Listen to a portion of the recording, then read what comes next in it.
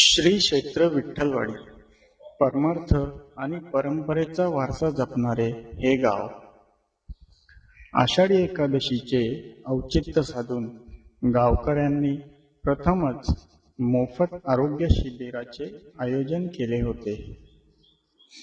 या कार्यक्रमाला तहसीलदार, सभापती, माजी सभापती, शाळेचे मुख्याध्यापक अशा विविध मान्यवरांनी उपस्थिती दर्शवली व थोडक्यात आपले मनोगत व्यक्त करून ग्रामस्थांचे मार्गदर्शन केले.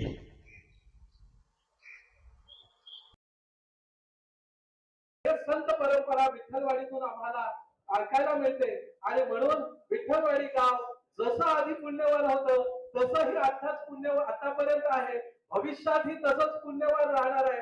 याच मंडपामध्ये अनेक सभा रंगलेल्या आहेत, अनेक अध्यात्म रंगलेला आहे, अनेक पुरोगामित्वाच्या सभा या मंडपामध्ये रंगलेल्या आहेत, झालेल्या आहेत, यशस्वी झालेल्या आहेत आणि आज आरोग्य शिबिर देखील यशस्वी होत आहे. त्यामुळं हे सगळं जे चाललेलं आहे ते आनंदमय चाललेलं आहे, भक्तिमय वातावरणामध्ये चाललेलं आहे. मला आनंद होतो आमच्या तिथं बसलेले सगळे माझे माजी विद्यार्थी आहेत. आता ऍडव्होकेट राजेश देवळे आहे, तो माझा विद्यार्थी आहे, मी त्याला शिकवलं. अशी विद्यार्थी मितेश माझा विद्यार्थी, इथं बसलेले सगळे विद्यार्थी आहेत. हे विद्यार्थी जेव्हा असे संस्कारमय होतात ना, जेव्हा अशा पद्धतीने आम्ही त्यांना या डायसवर बोलताना पाहतो ना, तेव्हा आम्ही कुठेतरी काहीतरी केलं याचं आम्हाला समाधान वाटतं. आणि अशा पद्धतीची मुलं तयार होतात, त्यावेळेस ही मुलं गावं तयार करतात.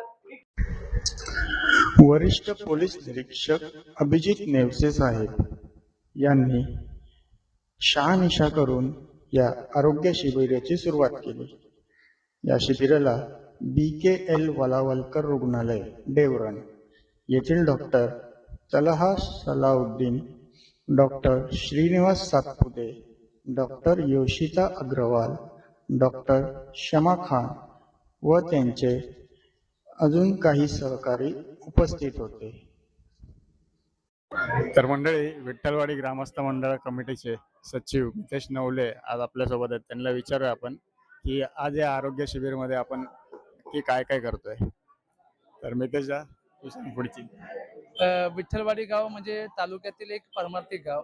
108 वर्ष परमार्थी वारसा लाभलेलं हे आमचं विठ्ठलवाडी गाव.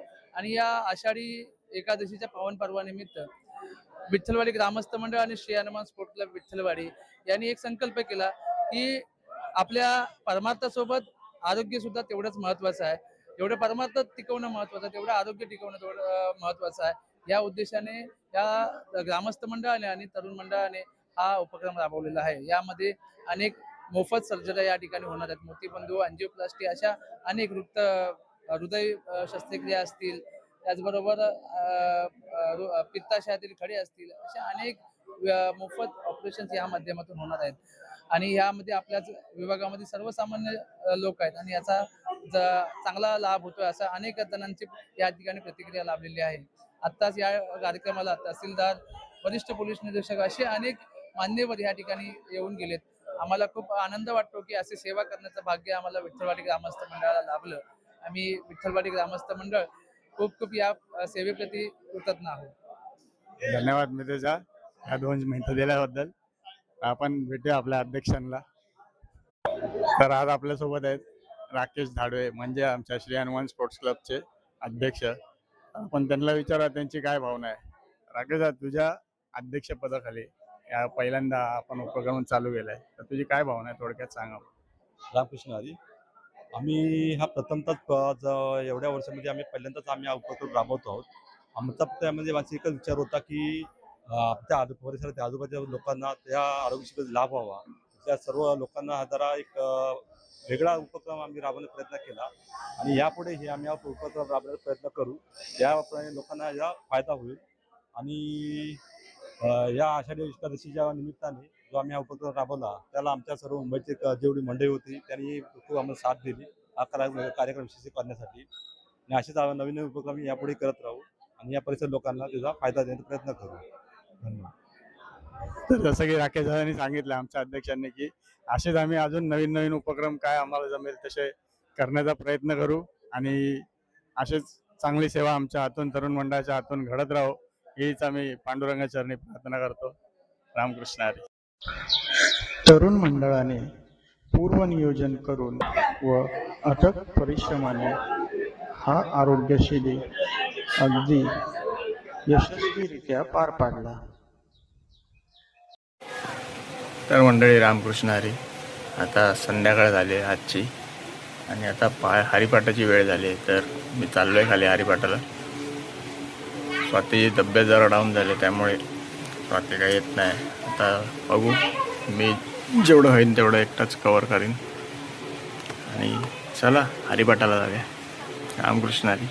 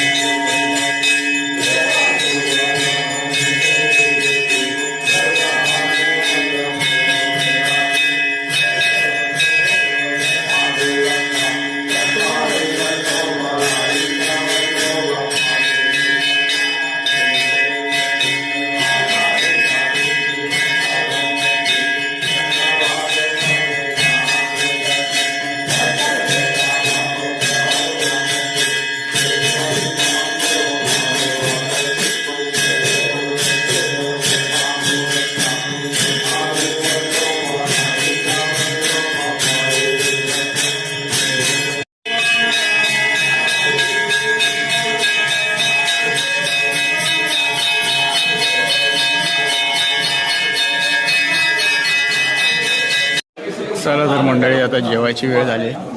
आता आषाढी एकादशीचा उपवास म्हणजे आज उपवासाचा बेत केला आहे. उकडीचे तांदूळ आणि आमटी. चला बघूया.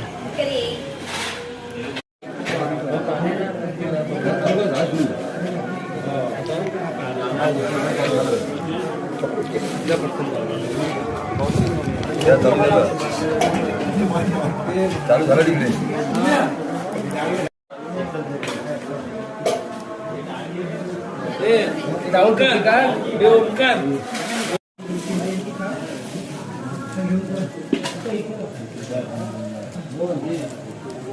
हरे राम कृष्ण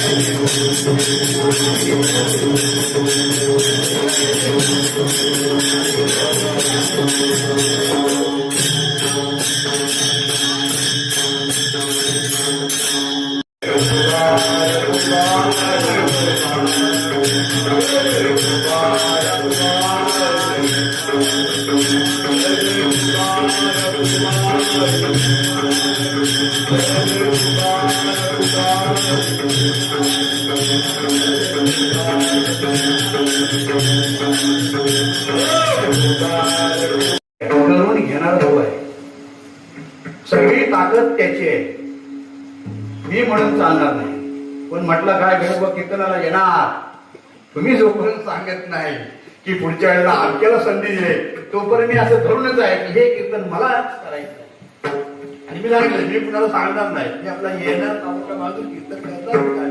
वेडे वापुडे गाईनं तुझाची आणि तुमचाची म्हणणी झालेली सेवा माझ्या पांडुरंग परमेश्वराच्या, माझ्या गुरुवारांच्या, तुमच्या सगळ्या भाविकांच्या, पक्वाद वादक असतील, ढोल वादक असतील, पेनेकरी असतील, टाळकरी असतील, सगळ्यांना उदंड आयुष्य, सगळ्यांना परमेश्वराच्या मार्गाने परिक्रमण करण्याची देव इच्छा देव आणि वैकुंठाला जाण्याचा प्रत्येकाचा मार्ग आजच्या दिवसापासून पुण्याचा साठा घेऊन फळसूत्रे जावो अशी पांडुरंग परमेश्वराकडे माझी तुमच्या सगळ्यांसाठी विनंती आहे. आणि झालेली सेवा माझ्या पांडुरंगाच्या, गुरुवारांच्या, तुमच्या सगळ्यांचे अर्पण करून पायाच्या प्रसारे काही बोलिलो विनोदे मद क्षमा करणे संती नवे अंगीभूत युक्ती नवे हा उपदेश तुमचे बडबडिलो शेष तुमच्या कृपेच्या पोसणे धन्य धन्य तुका